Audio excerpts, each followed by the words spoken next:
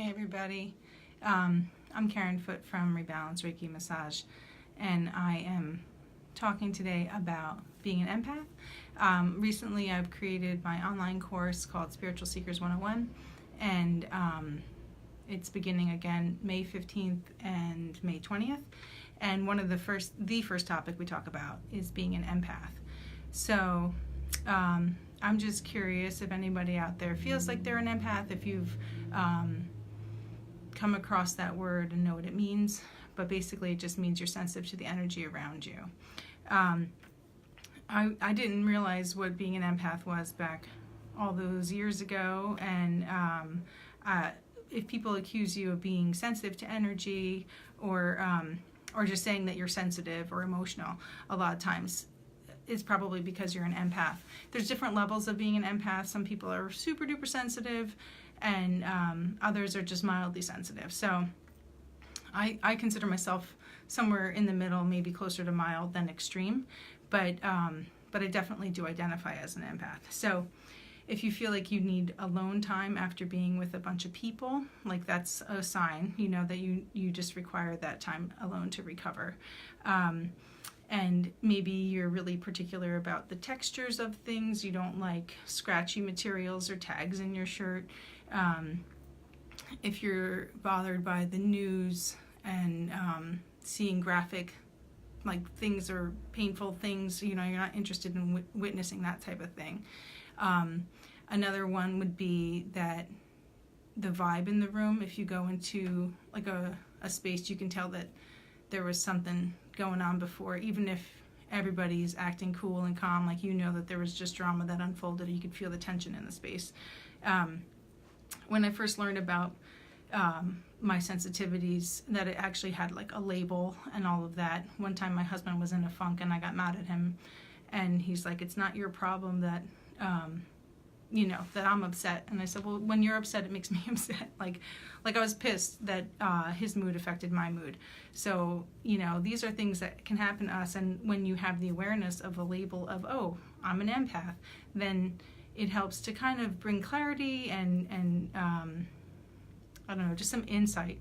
So once you're armed with that knowledge that you are an empath, you can go about ways to protect your energy so that you don't get as easily swayed by other people's moods or even pain. Sometimes you can, you know, pick up on somebody else's pain. So if that's just, those are just this tiny little, hey Michelle, if those are just a couple of signs of just like being sensitive, you know. So I remember when I was first doing massage, I got my mom's headache. She had a headache and I was massaging her and I picked up on her headache. And she's like, oh, my headache went away. And I said, well, I know where it went because I picked up on it. And I still need to cut tags out of my shirts now. Like my husband will help me and roll his eyes. So I'm like, help. He'll cut the tag out of my shirt for me.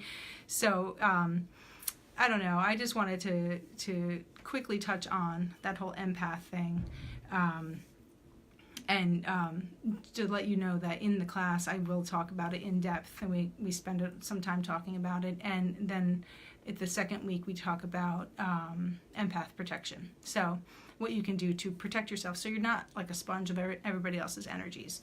I don't know about you, but like going into a crowded mall on a Saturday is like just, I'm sure most people don't want to do that just because, but for an empath it's even worse because you can just go into somebody else's energy and take it home with you and not even realize it. So I'm all about educating people to bring them that kind of awareness.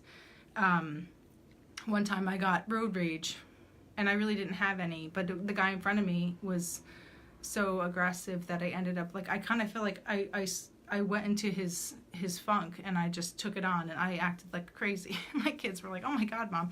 But then they got into it too and it was crazy. So not a very proud moment, but other people can influence our energy. And if we don't know how to ground and protect ourselves, we can just get swayed and pulled right into it.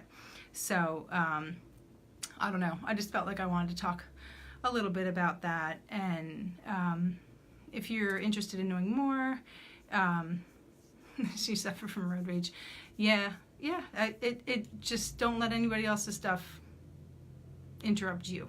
So you could just kind of shrug your shoulders and laugh. Like my husband was driving home from Jersey City one night recently and wasn't aggressive enough, and the guy who was mad at him threw an apple at his car. Like, slowed down, rolled down his passenger window, and threw an apple out at my husband's car. It was crazy. So, but my husband's so cool and chill, and he was just like, kind of laughed and shrugged his shoulders. He's like, I guess it wasn't going fast enough for him. So if you buy into that, like I did, I flew into that guy's energy and just, you know, I guess I had like a hole in my aura to like take on that crap, and that's not benefiting anybody. So I'll teach you tools in the class of how to protect your energy and just to have that awareness.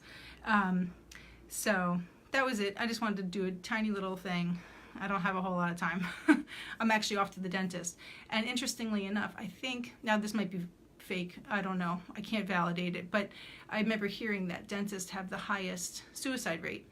And if you think about the level of stress people are under getting dental work done, and all of that energy that is locked in their mouth and their upper body being all tense, and these folks have their hands in your orifice, you know, they're going to pick up on that energy too. When I was getting a cleaning the other day, I told the what do you call it, hygienist, that she should clear her energy at the end of every day, because she probably is absorbing people's energy all day long and didn't might not know. She said she showers after work every day. I'm like, that's a good idea, because it's the same idea, clearing your energy. So I'm all about spreading the knowledge. So, and it's warm in my room, that's why I'm pink. I should have opened the windows, but then you'd hear the buses going by. So all right, I'll see you guys later. If you want, my class starts in like, I don't know, what day is today? May 9th. So it starts May 15th and May 20th. I have got 2 phone calls, either Wednesdays at 1, Mondays at 7 at night, Eastern Standard Time. And I'm just happy to talk about these things. We got 6 different topics: empath, protecting your energy, chakras, crystals, coming out of the spiritual closet, and intuitive development. So all those topics will be touched on. We have a community, a nice Facebook group, and I don't know, if you're curious for more information, there's links all over my website, all over my Facebook page, but it's, my website's The Karen Foot, and then /spiritual seekers. All right, so have a good one. Bye.